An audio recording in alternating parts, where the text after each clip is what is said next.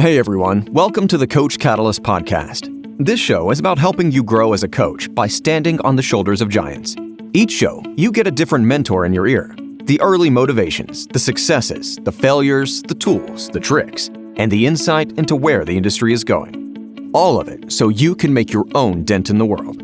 Remember, success leaves clues. Now, without further ado, on to the show. Hello, my friend. Welcome to the Coach Catalyst podcast. I'm your host, Trevor Whitwer. On today's episode, I have the pleasure of speaking with Amanda, one of the founders of Fit CFO. Now, Fit CFO is a full suite accounting and financial firm where they cover your bookkeeping, they cover your tax strategy and financial services, and they also cover your accounting at the end of the year. So they cover your entire financial house. Fit CFO is about 5 years old. So we talk through idea all the way up to today, some of the struggles, some of the things they did right. And then we get into some tactical stuff. So I had some finance people on. So I had a financial person on, and I wanted to get some insight for you guys so that you can make sure your financial house is in order. So Amanda gave us basically 3 things every business should have in order, even before they may get to a level where they work with Fit CFO. So 3 things there. And then we also I asked her for 5, but she gave me 6 different things that you can look at from a tax standpoint to lower your tax load at the end of the year.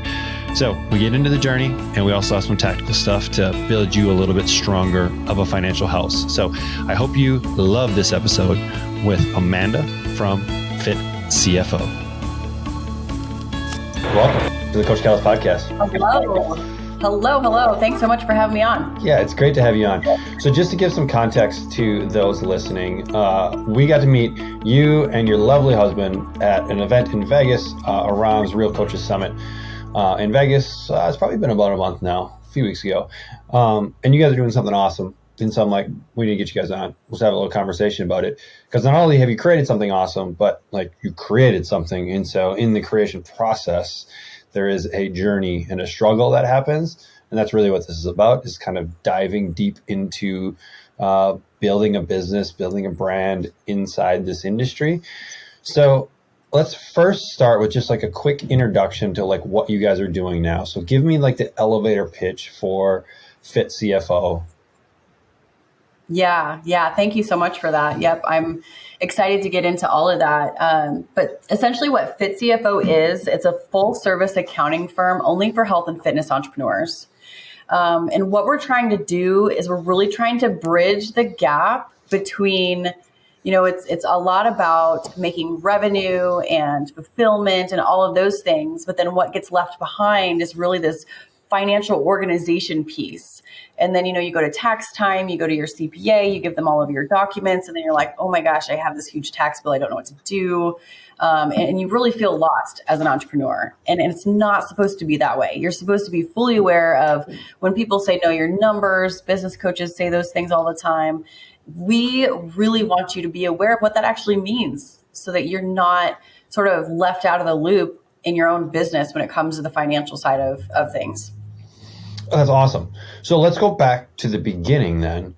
And like, what made you guys want to like get into this, right? Because like, I can't say that like the health and fitness industry is like your pinnacle of accounting, right? Like, no, in fact, most CPAs would look at this industry and think it's a completely crazy niche. Like, let's not do that. But that's honestly what we love about it. So Sean and I are health and fitness people. Like that's who we are. We owned a gym early on back in 2012. So we had an Anytime Fitness, and, Sean had always wanted to be a gym owner.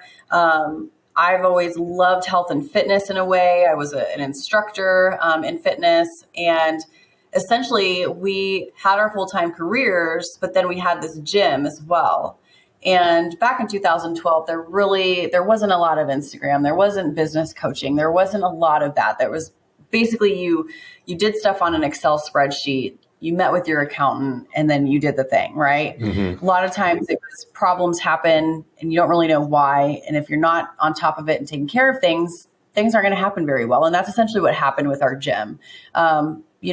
We humbly say that we didn't know what we were doing, and our gym we got out of it before it was a complete failure, but we didn't do it right. And there wasn't anybody really to help us. There was people that could give us suggestions or things like that. So that was essentially like the starting point. Like there has to be a better way for people to start a business. And fast forward, Sean and I have both been in the financial side of things for a long time. So me, for example, my story is that I was actually an insurance agent. Started it from scratch, grew it to one of the largest of its kind in our state. In doing so, I let my health kind of go by the wayside and found myself in the doctor's office with heart attack-like symptoms. After realizing it's anxiety, it's like, okay, we got to get some things in check here. So then I kind of went the complete other way and got very, very into health and fitness to the point where I started getting asked a lot, what am I doing? Can I pay you to help me? And this got so big that I eventually sold my insurance agency and started doing nutrition coaching full time. Well, in the background of this, we were going to coaching summits and masterminds and things like that. And Sean always came along with me. We were a very close-knit family. We do everything together.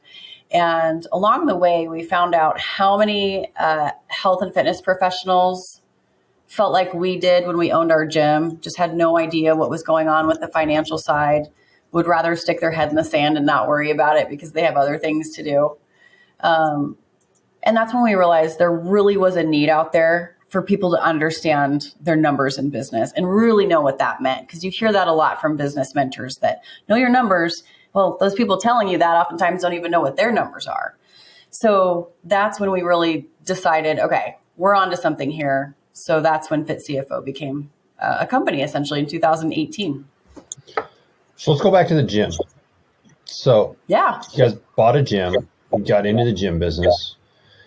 Looking back on it, why did it not work for you guys? I think it was one of those things where it was cool to own a gym at the time. And we were letting, friends and family discounts go crazy.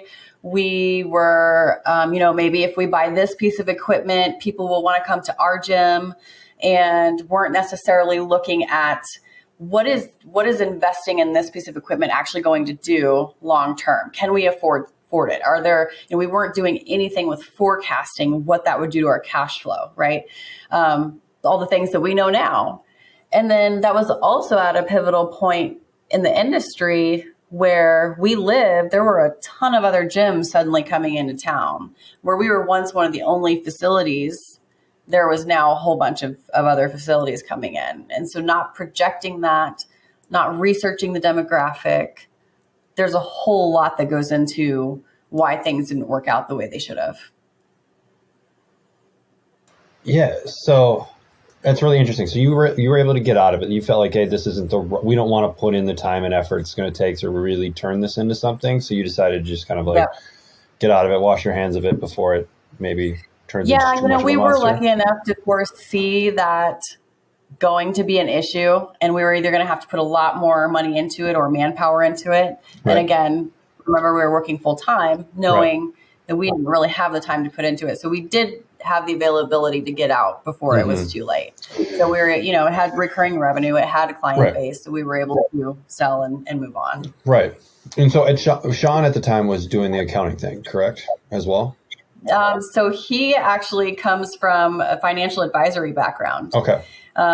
So just to kind of give a background of that, a financial advisor, an insurance agent is not an accountant, right? An accountant is somebody very analytical, looking at bookkeeping and data, things like that.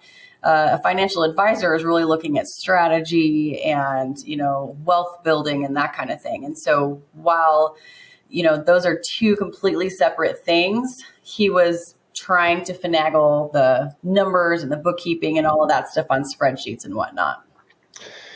And so at the time, did he have a niche that he was working with, or was it just kind of like your general, I'm working with people in my area within 10 miles of where I live? It doesn't matter if they're a farmer or a manufacturer or whatever.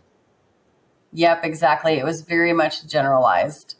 Yep. Same with my insurance agency. So it was very much just working with the general public, shaking hands, going to business after hour events, that kind of thing. That's how we were working with our, client base at that time.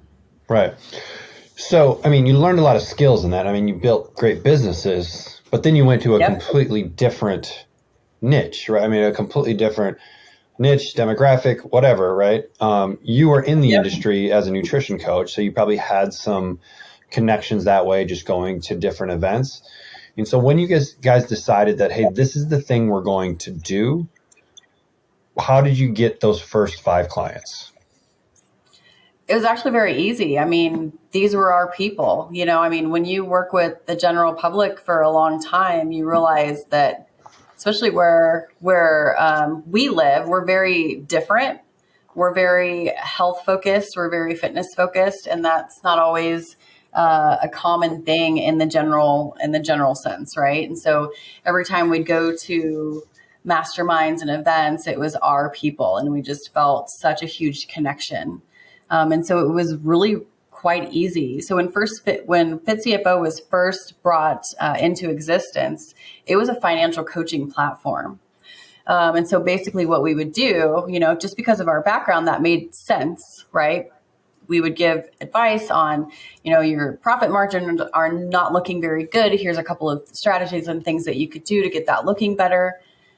But what consistently kept happening is we didn't have the data that we needed at the time of these meetings. You know what I mean? And so people wouldn't be doing their bookkeeping, their taxes maybe wouldn't have been filed for a couple of years. And so how are we able to give sound financial advice when we don't really have any data to go off of? And so that's when we felt that, need to turn Fit CFO into a full service accounting firm that was also proactive with tax strategy, that also allowed people to understand what those numbers were in their business. My favorite thing about Coach Catalyst. My favorite thing about Coach Catalyst. One of the things I love most about Coach Catalyst. There are lots of things I love about Coach Catalyst. And the reason why I love Coach Catalyst is that the accountability off the back of that is simplicity. The support is amazing. It allows me to give so much of me to my clients. It's the drip feeding of content. I can schedule lessons for my clients in advance. Game changer for freeing up time. It gives me my time back. It's so simple and so easy. Hi, I'm Kane, the founder of Coach Catalyst, the #1 accountability and communication software on the market today.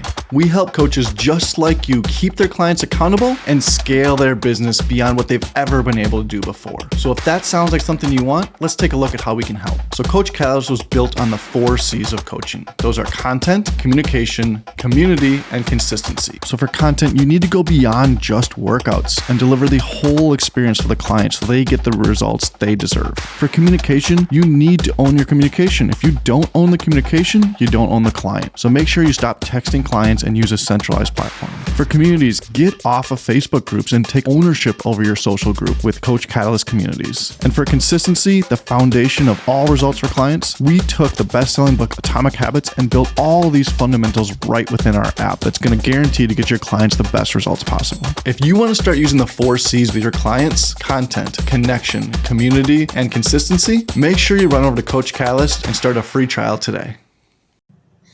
So initially it started as a financial services kind of firm where we're going to give you advice. We're going to help you plan, project, but you weren't getting good data because people weren't doing a good job keeping their books. And so it was like, okay, the next step to help really serve these people is to kind of be a full service, do the books, do the strategy, and ultimately do the accounting. Yes, absolutely. And so that's not our background, right? And so that's where we made a huge decision to bring on a partner in our firm who has built accounting businesses. And so her name is Sharon, and she's our business partner, and she's been an absolute asset to our company. Bringing her on board is really what changed the game for what we do and what we're able to offer. So from when you guys launched to when you brought her on, what was that time frame? I want to say it was about a year. It was about a year of coaching and trying to help people and realizing, oh my gosh, this just isn't quite, there's a gap here. This isn't quite going the way that we saw it. And so we kind of knew that we needed to make a change. We needed to have the ball in our court when it came to knowing what their data was. And so that's when we brought Sharon on board. And she's really helped us build out this huge accounting team that's been an absolute, I guess, amazing thing for Fit CFO. Right. Well, so you guys figured it out pretty quick. I mean, a year is not very long into business. We're like, hey, we need to do all of these other things as well. Yep. And then, so about 9 or so months after that, it started getting busy enough to where I actually decided to no longer do nutrition coaching and come on board to Fit CFO full time. So it's been a really amazing thing for our family to be able to make that transition and have this be our entire mission. Was that hard? Was that hard to give up like the nutrition coaching and move into a different role? I think what made it I think the most difficult thing is like, I'm an entrepreneur at heart. I've owned a business my entire adult career. Right.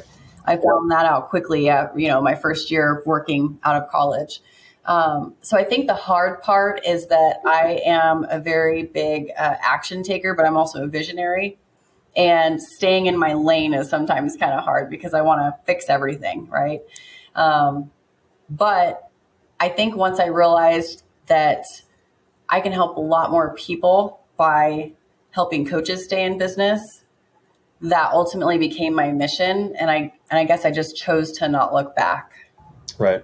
Cool. Transitioned fully into being in the business in Fit CFO kind of all the time. So what kind of role did you fill when you came into Fit CFO? Because Sean's doing the financial advising, right? You've got Sharon who's doing the accounting. So where were you going to come in and have an impact? So if anybody knows anything about like financial advisors and CPAs and that whole realm, is they are not the best, camera facing marketing face of things. And I basically am our client, right? Like I was the nutrition coach. I get the letter from the IRS when I have any of my businesses and I want to crawl in a hole and hand it to somebody and somebody else take care of this. So it was very obvious where I belonged in our company. I can speak to that heartache, I guess. And so at first I started doing marketing, and then it just became very apparent that doing the sales role was ideal for me as well. Mm-hmm. So for you guys, I mean, because you're a very high touch type business, you probably can't take on you couldn't get 1,000 clients overnight and probably provide a good service for them because there's a lot of like hand-holding that comes along. So do you have to do much external marketing, or are you able to kind of through the people that you have, get referrals and get a steady stream of new clients that way? Or is there a lot of kind of external marketing that needs to happen? So we've been very blessed because, like I said, Fit CFO kind of grew up with the industry in a way. And so we have had a lot of connections early on.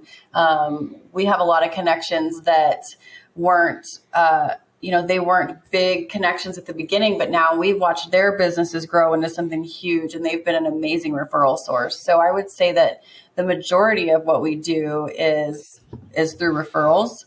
But we're always looking at new marketing ideas. And now that we're able to kind of build out our team, we're able to handle, other marketing ideas and things. And so we're looking down that road. But right now we've been blessed to mainly go off of referrals and the work that I've been doing. Right. That's awesome. What was the first kick in the shins? So like what was the first in the business where it was like, wow, this is a nightmare and we need to find our way out of this? Yeah, I would definitely say that was realizing that. So what would happen is we would have, like, for example, meeting with client, and the phone call would literally just turn into a discussion about business. It was never any forward action being done. And when we saw this, that is an example of why we needed to turn it into an accounting firm. Because when we have data, we have numbers, we know the goals, then we can work backwards from there and give the advice that needs to be done. They can literally have check mark items that they can go get taken care of. So I would say that was the first bottleneck is A, not having an actual accounting team, or depending on an outside firm to get us information in a timely manner. That just wasn't working. It wasn't clicking. So that was definitely our first one. And then the second one is building it out, right? I mean, anytime you're starting a business and trying to find solutions and fix problems, there's going to be issues. There's going to be lag time. Anytime you're putting somebody in a new role, there's going to be lag time. You're not going to have an ROI immediately. And so I would say with every big transition in a business comes some kind of a bottleneck. Right. So you guys did make a big hire and really brought on a partner with your CPA, right? And so there's always this like fine line of like, do I hire and then go get more clients, or do I get clients where I'm busting at the seams and then I have to hire to help service those clients? And so when you guys hired, was it like, awesome, we have the revenue, we have the cash flow to be able to bring this person in and like they could start getting a salary right away? Or was it a different scenario in order to make that kind of transition? So one of the unique things about how we did it is when we brought Sharon on board as a partner, we essentially gave her part of our company, right? Mm-hmm. So in doing that, there's agreements made as far as like dividends go and payouts go. And luckily, being an accounting firm, they know all about how to structure financial things and how to get, things in place so that you can forecast for what's ahead based off of the revenue that you have. And so the cool thing is so Sharon's not actually our CPA, but she has been in that side of the industry for so long that it's been able to help us grow as we need to. So when we brought on Sharon, she has a whole network of accountants and CPAs, controllers, bookkeepers, the whole financial picture on the accounting side. And so that's been really amazing to be able to let her do that side of things. And so when we created that partnership, obviously we had to have room to bring on like a high salary, like a CPA. We had to have room so a controller is a high level accountant, right? And so we have to have money to be able to bring those people on. And so early on, Sean and I self-funded Fit CFO. And then when we brought Sharon on board, it was an equal percentage. And so that helped with that. And then obviously we had existing revenue when she came on board, and we had the ability to hire more help.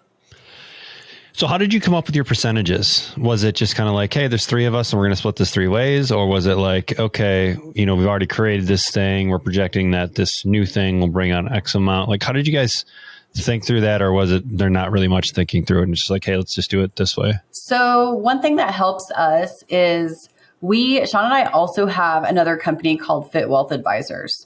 So if you know anything about the financial advisory side of things, it's very compliance driven. He's a fiduciary. For anybody that doesn't know what that means, it means we don't sell a product for a commission. And the reason that he chooses to be that way is because it's client first. So anything that he does is fully focused on the benefit of the client versus what am I going to get out of it for commission.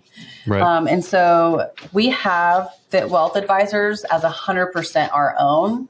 So it made it a little bit easier to say, all right, we're going to split Fit CFO 50-50 between a partner who knows the entire accounting side of things versus us trying to be greedy and say, we're going to take, we're going to give you 10% or whatever. And we kind of decided that, if we do it alone, we could maybe go faster, but doing it as a team, we can go a lot farther. So that's kind of how we decided to do that. As a coach that runs challenges, I needed my life back. I had stuff all over the place. A Facebook group for community interaction, Google Sheets for check-ins and measurements, and was drowning in email communication. As my challenges grew past just a handful of people, I started to notice clients were falling through the cracks. I began researching virtual assistants because I just couldn't manage it all.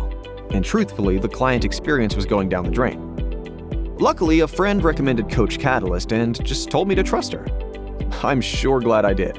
Now I can run my challenges with 2 or 200 clients with just a few clicks. The lessons get delivered on the right days, the accountability happens automatically, and most importantly, the communication is all in one spot.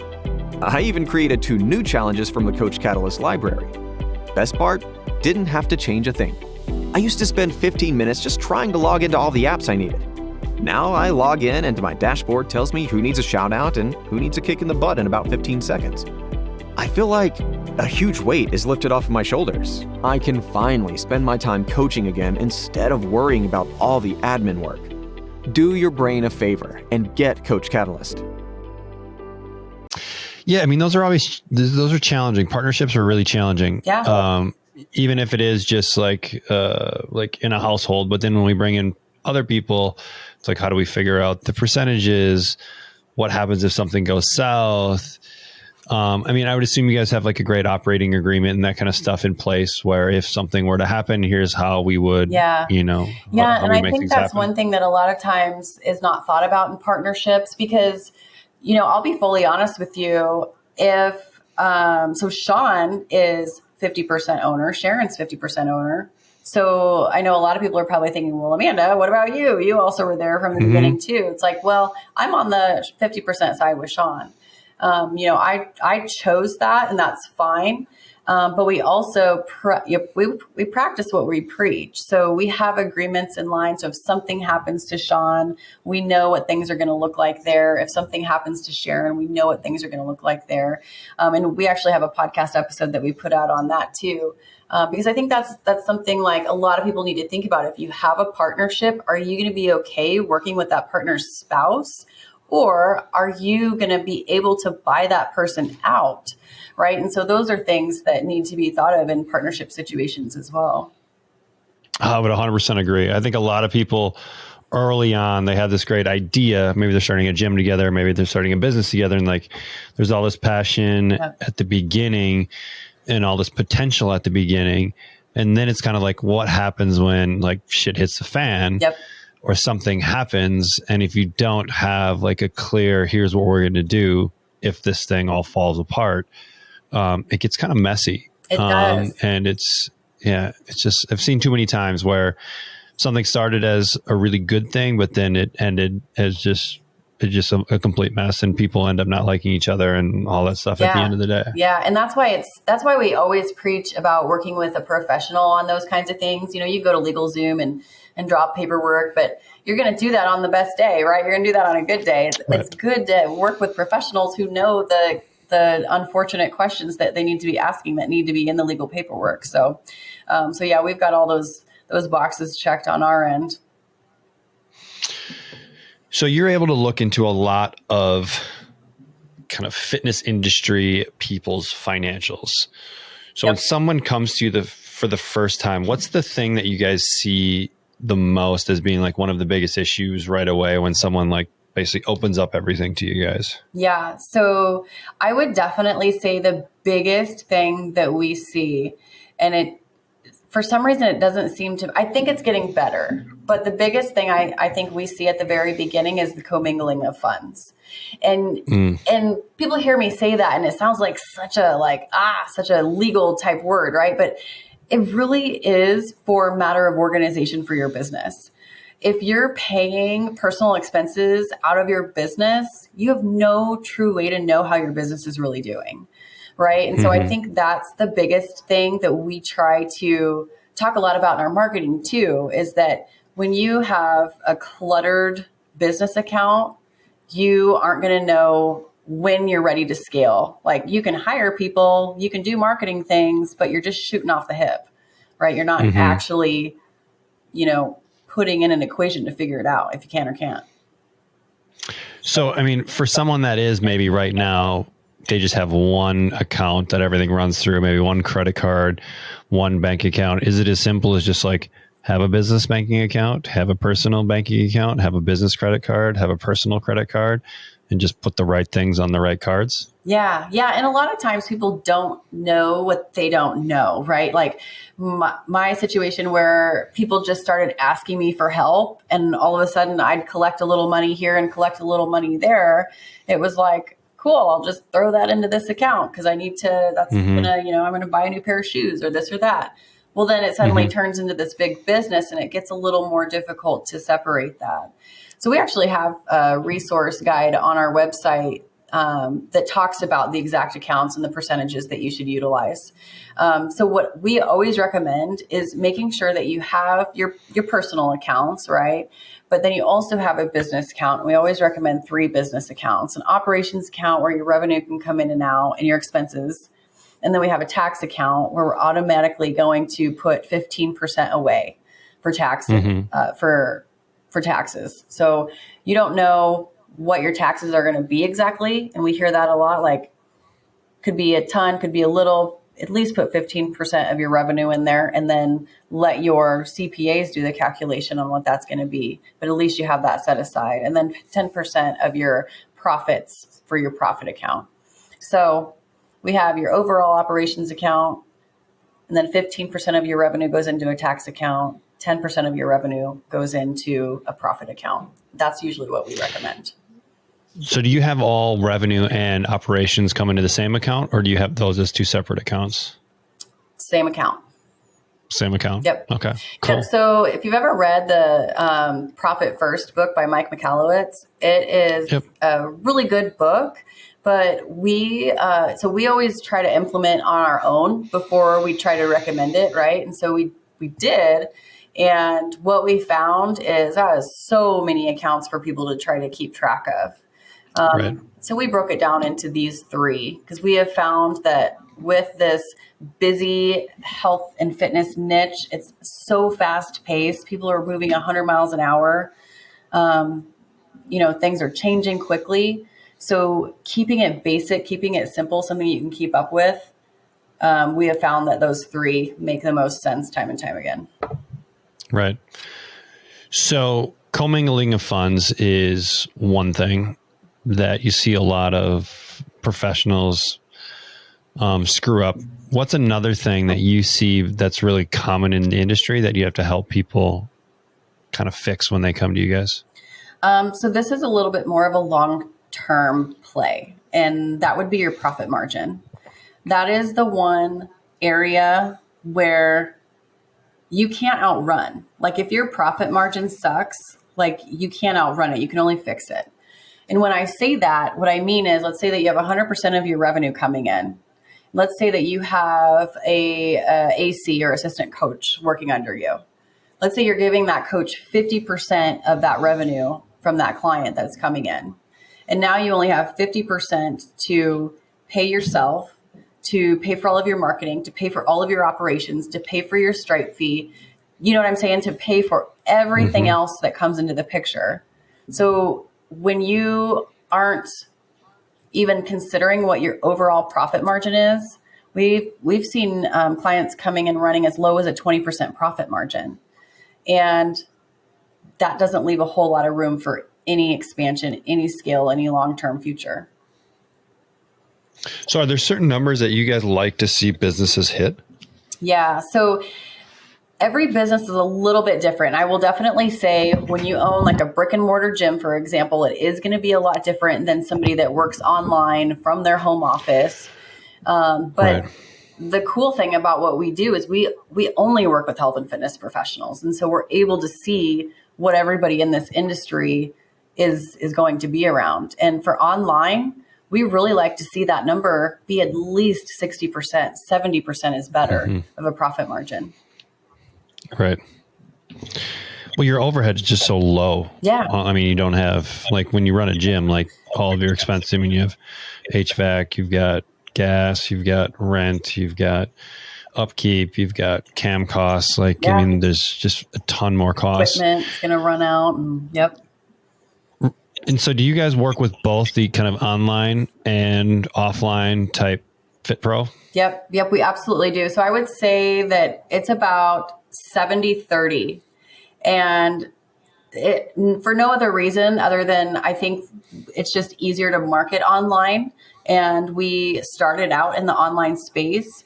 But I would say about 70% of our book of business is online. And then about 30% owns some sort of a fitness facility in person. Nice. Yeah.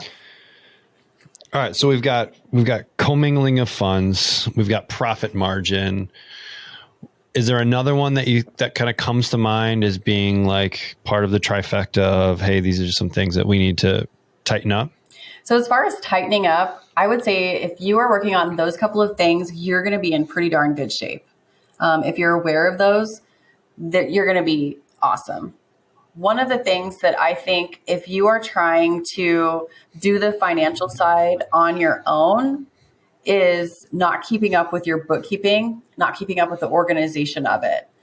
Because then what happens is you get around to this time of year, tax time, and you have what I refer to as hell week, where you're literally like, oh my gosh, what were my expenses? What can I find for mileage? What can I find for receipts? You're last minute sweating bullets, trying to find whatever expense you can to offset your tax liability, and then throw it all at your CPA at the last minute, hoping that your tax liability is low so that you don't have a big bill, right? And so I think that's probably, especially since we're talking this time of year, what we see most frequently being an issue. Because if people are to stay ahead of the game and know in the fourth quarter of the year prior what's going to be going on in their tax situation, they won't have those surprises anymore. They'll be working on growth. They'll be working on expansion versus being on the defense. Oh, I love it. I love it. So what's kind of next for Fit CFO? I mean, how old is the company? So we started in 2000. I'm trying to think of the month we started, like the actual paperwork month we started. I don't know. I honestly don't know, but it was 2018. I want to say. Okay. Yeah. So, I mean, you guys have been around long enough. Yeah. About right? 5 years. So you kind of you made the first pivot early on in kind of becoming a full financial suite, where you're doing everything from accounting to financial services to bookkeeping. And so is it now just kind of like, let's go deep in that and try and find as many people as we can to help in that realm? Or is there kind of other areas that you're potentially looking at, serving clients? So there's not other areas. I would say it's more of a scale factor because, and what I mean by that is I talk to tons of people every single day that are like begging to work with us. But I never, what I tell people is I never want to be a financial detriment to you. I only want to be an asset. I only want this to help you. And we definitely see that threshold of where we're a benefit, we're a return on your investment around, I would say a minimum of $120,000 of revenue per year.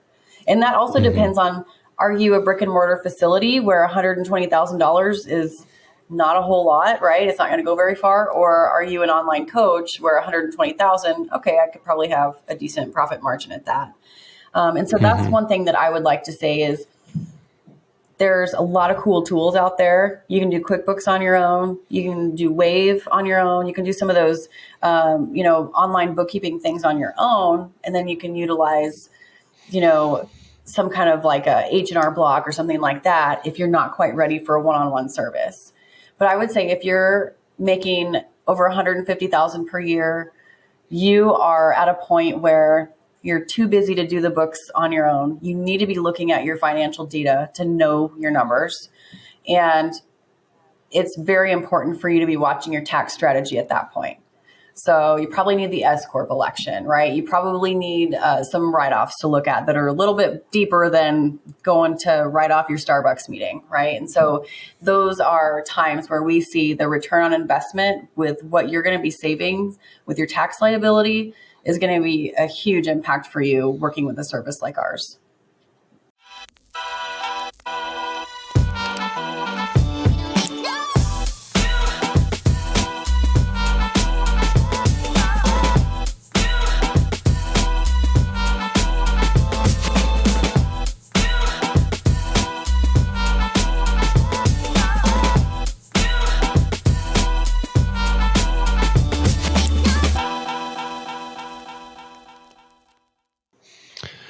So let's kind of go back and touch on that. Let's say you're the coach that's really early in your career. You're maybe not making a lot right now, but you know you're going to be making a lot down the road.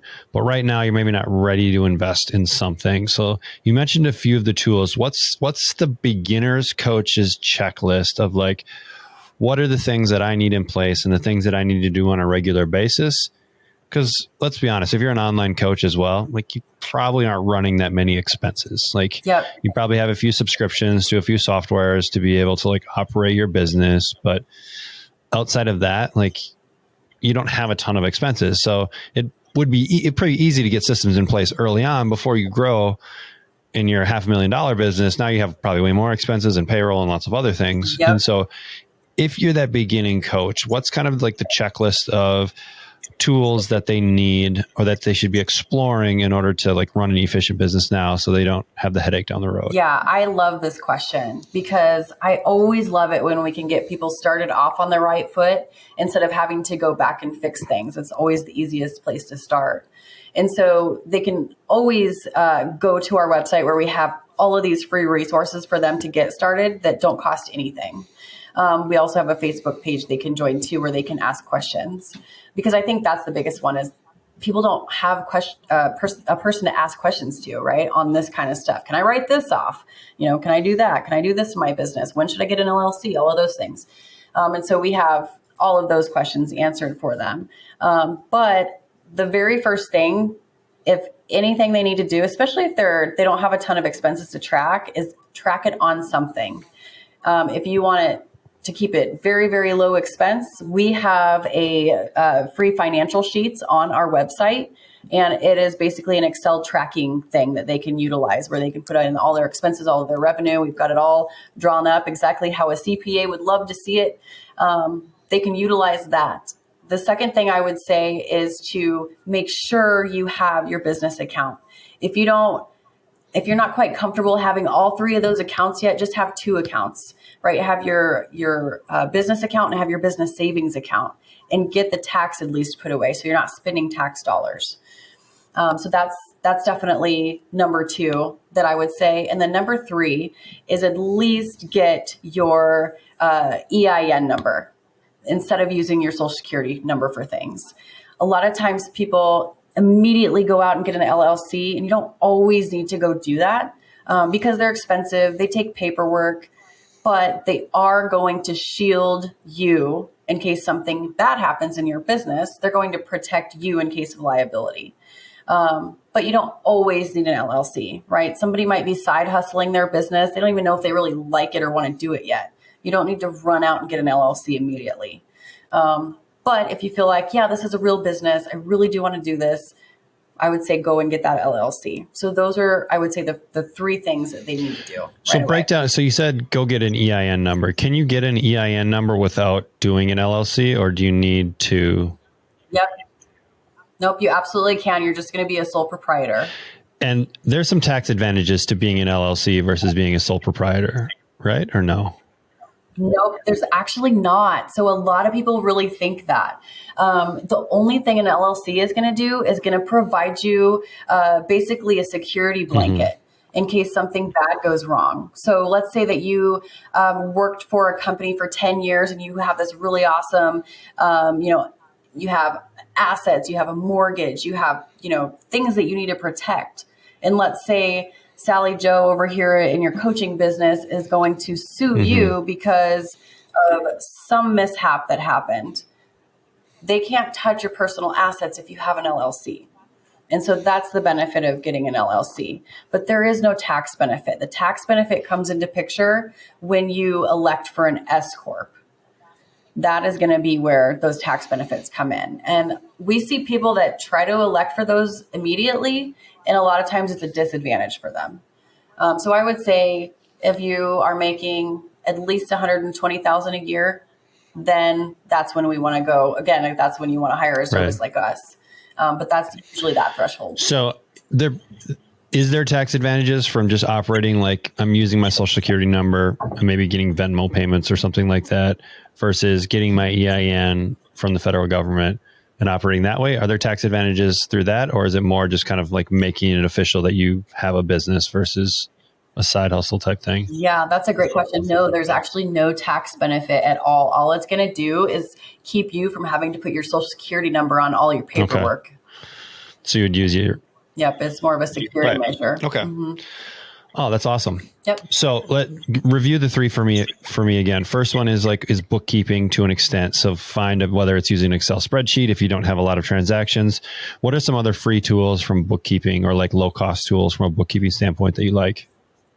Yeah. So a lot of people are utilizing Wave as a platform to be able to, track their expenses back and forth. That's a low cost item. The thing that I don't love about Wave though, is that you can't really scale with it. So like if it's a thing where you're cool where you're at, you don't really want to get too big or scale too high, then that's fine. You can utilize that forever and ever. Amen. But if you really do want to scale your business, I would definitely start with QuickBooks Online. It's not very expensive when it's just you. But this way, that's most likely what a CPA firm such as us will be using. And then you can convert it over to, we can literally take that account over for you when you're ready and you are scaling. So that's probably where I would start out, is the QuickBooks version. But I know Wave is a very popular thing in the industry. So we've got bookkeeping, getting that all settled. Number 2 was what? Remind me of that one again. Yeah, the bank accounts and separating your finances. Yeah, making sure. And even though we talked that just because you have an LLC, it doesn't provide you tax benefits. So then why do I need to separate my finances? Well, you don't legally have to. There's actually nothing telling you that you legally have to separate your finances if it's just you and you don't own the business and you're not corporated. But how are you going to know how profitable your business is? How are you going to know, business expenses versus personal expenses? So it's always so good to keep that separate before you need to separate it, because then it's a huge pain in the butt. Right. Okay, cool. So we've got bookkeeping, and then we've got business accounts, making sure that we got to separate personal and business expenses. And the third one was? Yep. Third one was protect yourself. Either get your EIN number or an LLC. Cool. Any other pieces to that, or anything else that you want to elaborate on more? I would say for the early entrepreneur, that is definitely a good place to start. You don't want to overwhelm yourself with too many steps. Otherwise you won't do it. One thing that I think is really important for people to make a habit on in business is to do we call it a financial Friday check. And that is just to check on everything. Maybe you're transferring to the profit and your tax account on that Friday, your percentages. Maybe you are looking at the expenses and coding them into your spreadsheet or into your QuickBooks every Friday to make sure you're doing it. And it's also kind of an eye opener too, like, holy crap, I spent $200 at Starbucks this week, right? I mean, sometimes when we open it up and we look under the hood and we actually see it every week, we might be a little bit better with it too. And so I would say that we like to say Financial Friday, but you can have it be whatever you want. And it doesn't need to be this big 2-hour thing. It can be 5 minutes of your day. But making some kind of a consistent habit like that will set you up for long-term success. Right. So you're just getting into the rhythm of consistently updating your book so that you don't go 6-8 months down the road and have to spend a week trying to sort through everything. Yep, absolutely. Then you're just more likely to do it. Cool. So then once people get to like the 100,000, 120, 150, that's maybe a time where their business is growing big enough where it's like, hey, I can bring in someone else to maybe oversee things. And I think one thing that's unique about what you guys do too is most people have an accountant. Like if you're getting, past that stage, you're probably not using TurboTax anymore or whatever. You probably actually have an accountant looking at it. One thing that I found with my accountant, and while he's great, and if we got audited, I wouldn't have any issues. Like I bring up tax strategy to him. Like, hey, what do you think about me buying a vehicle? I need it for X, Y, and Z with my business. Oh yeah, that's this tax code. Okay, great. Or how about like this, like getting my kids involved? Like, and so I usually bring stuff to him and then he kind of like tells me if it's a good or a bad idea versus, I mean, you guys are a little bit more on like the strategy side of like, okay, we know your entire financial picture and we know your life. We know your business. Here are some things you should be thinking about in order to like optimize your tax strategy. Yeah, this is my absolute favorite question. First of all, I want to disclose that that's what you're hiring your CPA for. And that's what a general CPA firm is going to do for you. They're going to be reactive. And I hear this frequently that, I feel like I have to ask the questions versus being told what I should be doing. And that's pretty standard in the industry. So that's what makes us very unique is we take a very proactive approach to taxes. What I mean by that is we're not waiting until the very end for you to just pay a big bill and then be like, oh crap, is there anything I can do to lower this? That's typically what we see out there. But again, that's typically what you're paying your CPA to do. Like I said, we're a full service accounting firm, so we're looking at the whole picture. So let's say that somebody comes on board with Fit CFO. First, they're going to get on board. We're going to make sure we have everything in check. And then before we get going for the year, they're going to talk with our CPA. Our CPA is going to look at their past financials. They're going to figure out, okay, is everything from the past look okay? So we're going to get them straightened out from the very beginning of their journey with us. And then one thing that we do too is we offer advisory calls throughout the year. That's not something that a lot of CPA firms offer. And what we do with those advisory calls is we're going to take a look at the financial statements. Most people want to stick their head underneath their desk when I say those words, but what we're going to look at is the data on your business, right? We're going to look at the KPIs. We're going to look at the trends. We're going to look at problems or if there's going to be problems before they happen. And so those are some of the things that really help us take advantage of situations. And then in the fourth quarter, we are going to look at, again, another tax strategy call with our accountant. And so this is our deep dive with our CPA that we call it. And so if you need, can I hire my kids? Do I need the tax write-off for a vehicle? Or do I need to save that maybe for next year? Maybe my tax liability is going to be higher for next year. Maybe I'm anticipating this is a pullback year where I'm trying to grow my audience and I didn't really make a ton. So I don't need a lot of strategy right now. Maybe I need to save some of these things and depreciate them out. Those are the different things that we're going to look at in the fourth quarter before we look at filing your taxes. So how many advisory calls a year do you typically do with a client? So that depends on how many they want. So if they don't add advisory calls, then we have their upfront meeting and then we have their fourth quarter review. They always have Q&A access to us on our encrypted platform. We utilize that for security purposes. So as far as like chat, messaging back and forth, they get a letter from the IRS. What the heck is this? We're going to answer those questions no matter what for you. But if they want to go over KPIs, strategy, numbers throughout the year, we have anywhere from monthly all the way to twice a year. Cool. As a coach that runs challenges, I needed my life back. I had stuff all over the place. A Facebook group for community interaction, Google Sheets for check-ins and measurements, and was drowning in email communication. As my challenges grew past just a handful of people, I started to notice clients were falling through the cracks. I began researching virtual assistants because I just couldn't manage it all. And truthfully, the client experience was going down the drain. Luckily, a friend recommended Coach Catalyst and just told me to trust her. I'm sure glad I did. Now I can run my challenges with 2 or 200 clients with just a few clicks. The lessons get delivered on the right days, the accountability happens automatically, and most importantly, the communication is all in one spot. I even created 2 new challenges from the Coach Catalyst library. Best part, didn't have to change a thing. I used to spend 15 minutes just trying to log into all the apps I needed. Now I log in and my dashboard tells me who needs a shout out and who needs a kick in the butt in about 15 seconds. I feel like a huge weight is lifted off of my shoulders. I can finally spend my time coaching again instead of worrying about all the admin work.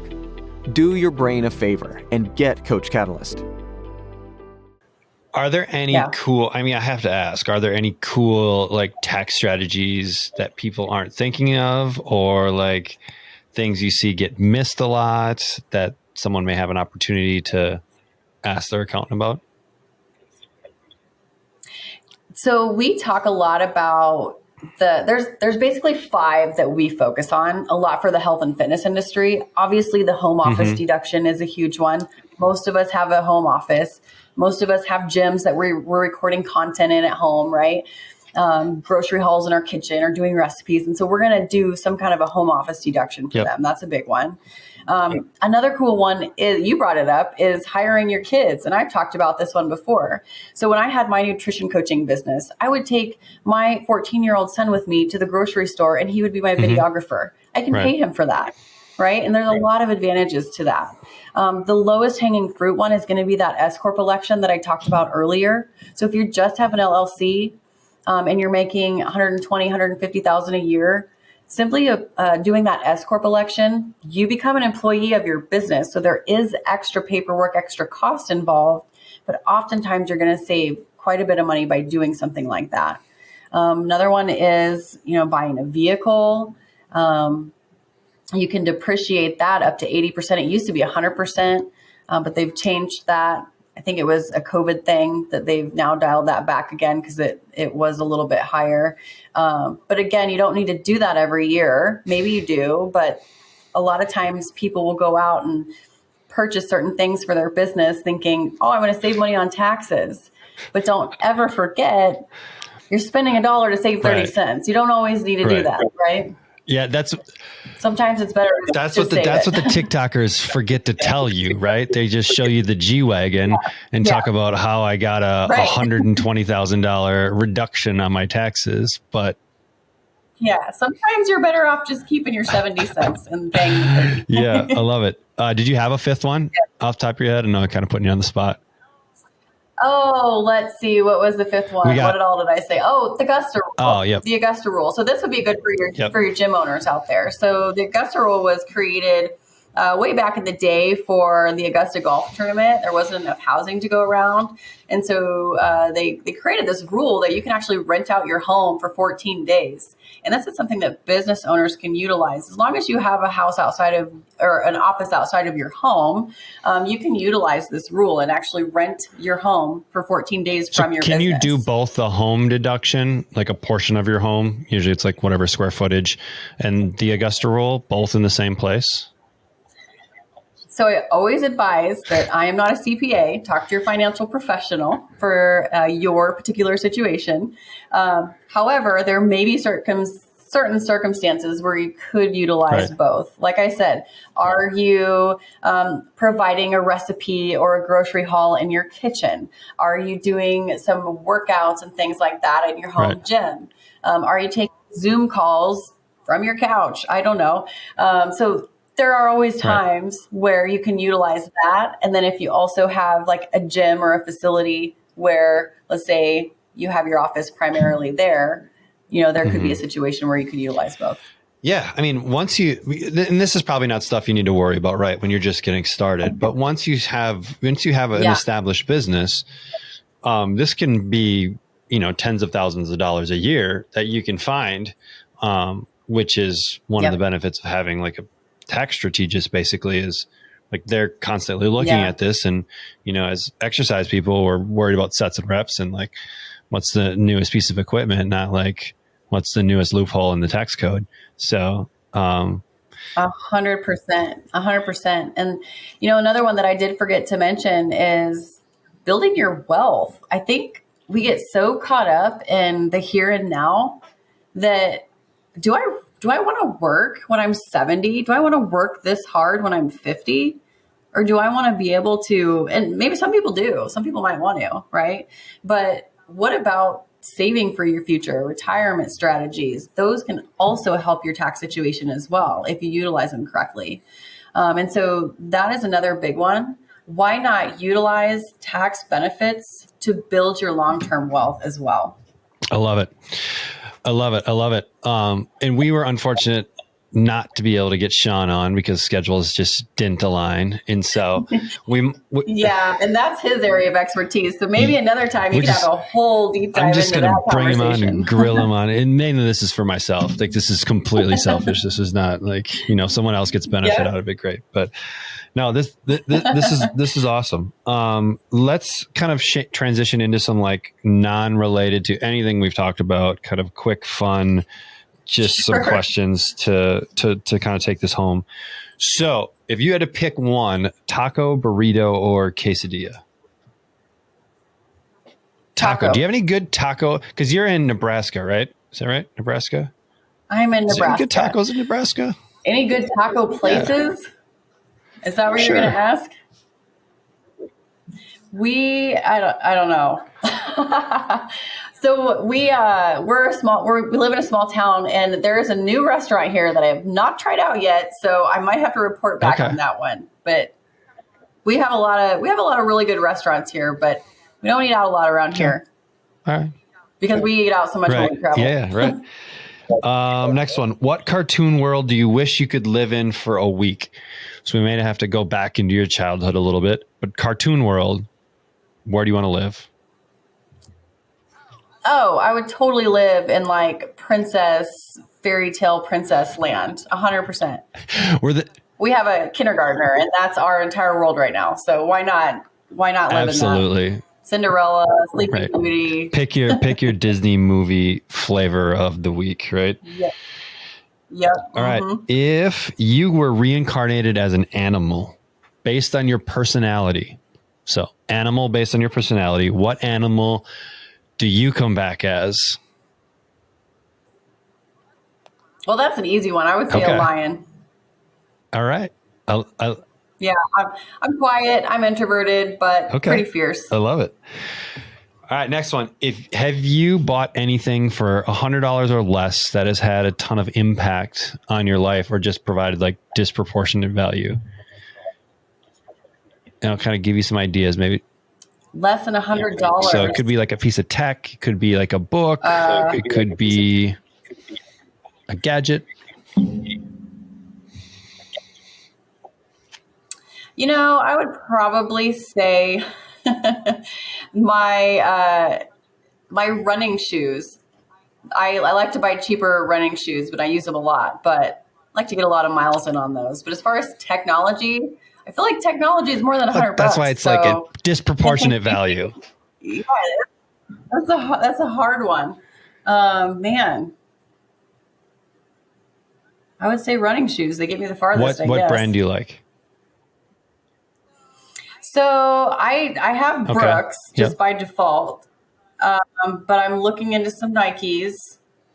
So we'll just have to see. I'll report back on the shoe choice, because I have some races coming up very soon. So I'm going to try to get some new ones broken. Okay, like 5K, 10K races, or like half and marathon type races? Half marathon. I have a 10-mile fun run that my sister and I are doing as kind of a warm up. 10 miles warm up. Just an easy one, right? Yeah. If anybody knows, I'm a hybrid athlete. I do bodybuilding and running. Okay, I love it. All right. Any books you would recommend for like the person that's just getting started, maybe with their business? That might be some good guides on how to kind of, set things up from the start. Do I have to pick one, or can I pick two? Put a bunch in if you need to. So I would say the E-Myth. I have it behind me somewhere. Michael Gerber? Yeah, the Michael Gerber E-Myth book. I read that when I first got into entrepreneurship, and that is a game changer. And then I would say, from a financial perspective, I would say the Profit First book is a really good one as well. Nice. Love it. All right. Last one. If you could have dinner with anyone on the planet, past or present, who do you want to sit down with and have a conversation and break bread? Jesus. That's an easy answer. That's awesome. That one's come up a few times. So, I think that's not very original. No, it's good though. Like, it doesn't need to be original. It's a good answer, I think. So I'm glad it's come up more than once. Awesome. Well, Amanda, if people want to find out a little bit more about what you guys are doing at Fit CFO, what are some of the places on the web that they can go to learn a little bit more? Yeah, absolutely. fitcfo.com. We're on Instagram. We're on Facebook. Everything's Fit CFO. So we're pretty easy to find. If you guys want to ask specific questions about your business, I'm happy to chat with you. fitcfo.com/contact. Fill out the form. Come to me. And you guys have a free Facebook group as well, right? We do. It is the Fit Pro Financial Blueprint. And I can send you the link. Yeah, to we'll that throw too. that. We'll throw that in the show notes as well. So, did you guys have trouble finding Fit CFO? Because I even you got the URL. Did you have to pay somebody $1 billion to get it? Nuts? So it wasn't available at first. We had to do fitcfocoaching.com, and then for whatever reason we checked back one day and there it was, and we snagged it. So we lucked Somebody out. forgot to pay. And I don't think it was very expensive. Right, somebody either. forgot to pay their Bluehost reactivation, whatever URL. Yep. Well, this has been fun. This has been awesome. So we'll have everything in the show notes. And Amanda, I appreciate you coming on the Coach Catalyst podcast. Yeah, very good. Appreciate it. Thanks for having me. Thanks so much for listening to another episode of the Coach Catalyst podcast. If you are a coach looking to do more for your clients than just workouts, give Coach Catalyst a test drive. Try it for 14 days. Jump on call with your personal strategy coach, Ashley, and see how easy technology can be, all for free. Tell them Trevor sent you. Until next time, keep changing lives.